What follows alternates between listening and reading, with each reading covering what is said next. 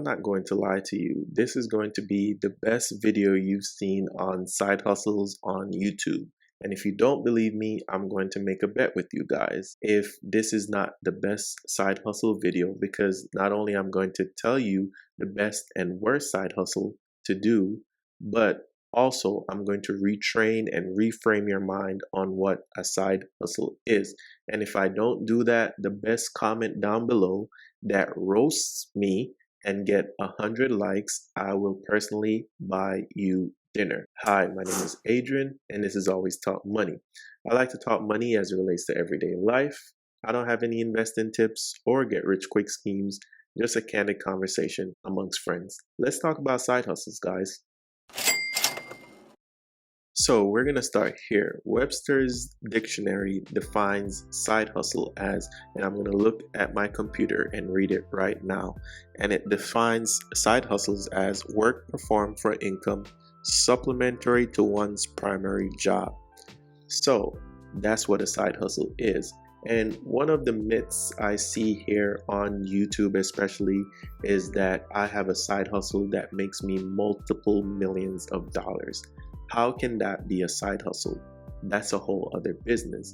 Let's talk about it. When I think of a side hustle, low barrier to entry and instant money, because if you have your 9-to-5 job and you need some extra money in the afternoons or in the nights or on the weekends, you want some extra money. That means you want it now. You want it within a week.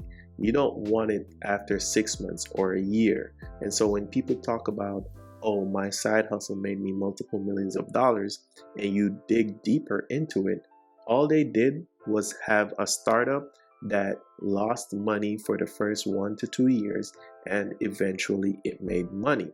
A side hustle has to have low barrier to entry and instant money. Take Uber or DoorDash, for instance. Take if you deliver newspapers or if you deliver pizzas. Those are the type of things inherently I describe as side hustle. Being a barista at Starbucks, picking up weekend shifts at the local restaurant to wait tables, flipping burgers at McDonald's. Those are all side hustle type things. Now you might say, Adrian, what's the difference between someone working on a project that could possibly making them multiple millions of dollars after a couple of years, after they finish work every evening? How is that not a side hustle?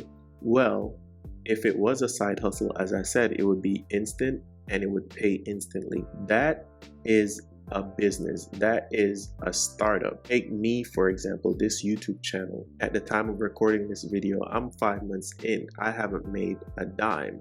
I wouldn't consider this a side hustle. This is a business, because if you know anything about businesses tend to lose a lot of money in their first few years of existence. They don't even make a profit. All my entrepreneurs out there, let me know in the comments down below. Tell me, how long was it before you were even able to take a salary home from your business? I guarantee for most people, it was probably 1 or 2 or 3 years. That's what a business is. That's not a side hustle. A side hustle is instant money that you don't really have to build.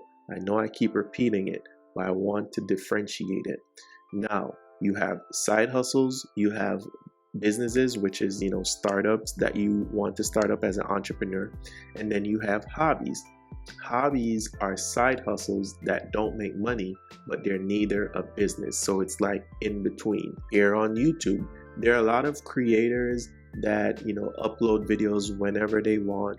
They don't have any real structure. They don't have any branding. They don't have a website. They don't have any sales funnels to send people to their products or services. They're just uploading videos willy-nilly. There's no rhyme or reason or structure. And most of those people tend to fall in the vlog category. But there are professional vloggers like Casey Neistat. You see the quality and the difference between some person that's uploading a day in their life with no real rhyme or reason or structure. They talk for 10 minutes in the bathroom while they're doing their hair or brushing their teeth. No type of professionalism. And then you have Casey on the other hand. His videos are high quality, well edited. They have a very tight-knit storyline. They have drama, conclusion, and the entertainment value is very high. He invests a lot of time, a lot of money, a lot of editing in his videos. That's a business. That's not a side hustle. You see the difference. And so the reason why I'm telling you guys all of this is the reframing of the mind, because when you view something as a side hustle, you don't treat it professionally, you don't take it as seriously, you don't think about how you can expand and scale it. And that's where you lose a lot of money. When people tell you that YouTube is saturated, what they really mean is there's a lot of people on YouTube that upload videos with no rhyme or reason or structure. And yes, it's saturated with a lot of those people, but the real people who take YouTube very seriously, that treats this as a business, they have consistent uploads, they consistently engage with their audience, they build out funnels and have websites and newsletters and merch and so on and so forth, and they give their audience a way to compensate them for the free content that they're getting. That's a business. And as I said, the reason why I want to reframe your mind is because you're probably out there right now. You're watching this channel because you want to make more money. You want to find a way to increase your income, level up, and live the good life, right? If whatever you're doing outside of your 9-to-5 job, if you say it's a side hustle, psychologically, you're not going to put in the work and the effort that you need to put into it.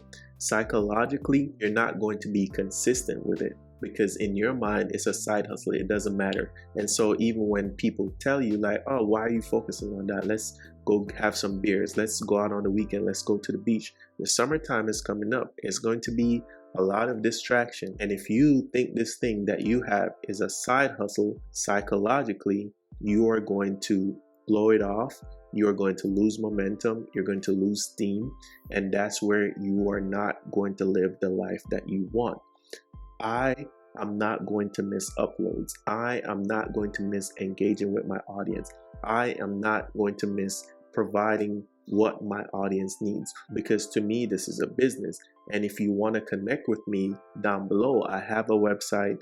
You can tap into the newsletter. There's a lot of tips, tricks, and hacks that I will be sending out to level up your finances, as well as I have an ebook that I just published that has the ETFs that I personally use. And I know a lot of creators, they give you the VOO and all this S&P 500 stuff. These are deeply researched growth stocks and dividend paying ETFs that I really believe that will bring you a lot of value if you buy and hold. Obviously, I'm not an investment advisor, and investment involves risk, but personally I've been using these ETFs for years. So if you want to get those, get that down below.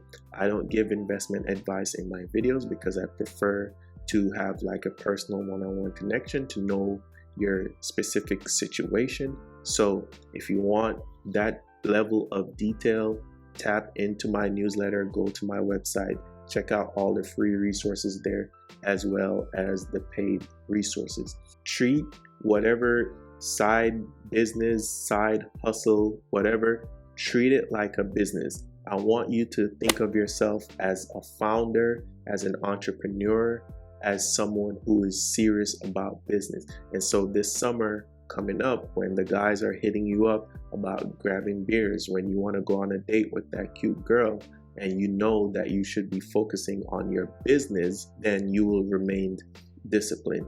Then you won't see it as a side hustle. And especially when you tell people, if you tell people it's a side hustle versus a business, people are going to dismiss it and take you less seriously.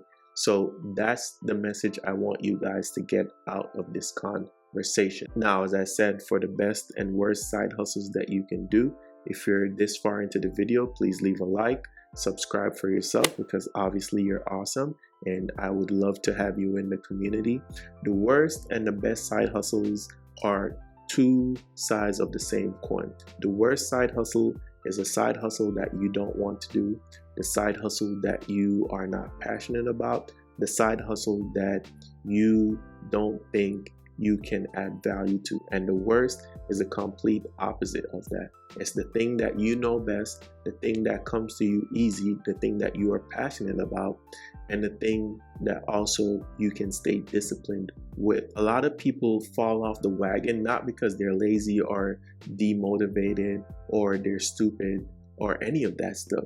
They fall off the wagon because we as human beings, we're not all the same. And so what might interest you might not interest somebody else.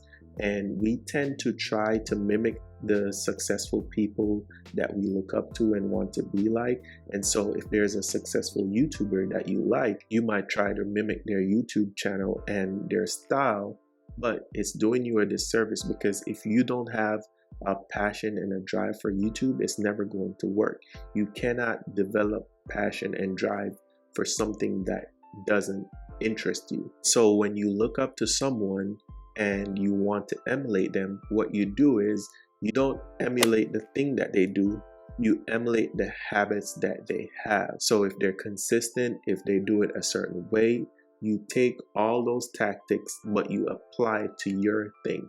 Don't try to do their exact same thing, because it's not going to work. And so with me, I have a passion for YouTube, I have a passion for writing, and I take those two things and I can gather inspiration from the people that I look up to that are successful in other areas. There are people that are successful in sports, there are people that are more successful in media. And so I emulate those things. Like, let's say an extreme example, LeBron James. I am not interested in being a basketball player, but I can emulate his work ethic, the way he approaches the game, and I can extract that and apply to my writing and my YouTube. And so that's the best side hustle that you can do, is the thing that you want to do. And the worst is when you try to emulate somebody and be a poor copy of them. But that's the end of the video, guys. I hope you got some value from this. It's not a side hustle, it's a business. You're an entrepreneur, a founder, and you will crush it. I appreciate you guys for watching. New videos every Monday and Thursday. Check out the links down below for all the products, services, whatever that we have going on. Really subscribe to the newsletter. That's what I really want you guys to do. I think that's going to bring a lot of value to you, and it's free, as I said. With that being said, I will see you guys. Peace.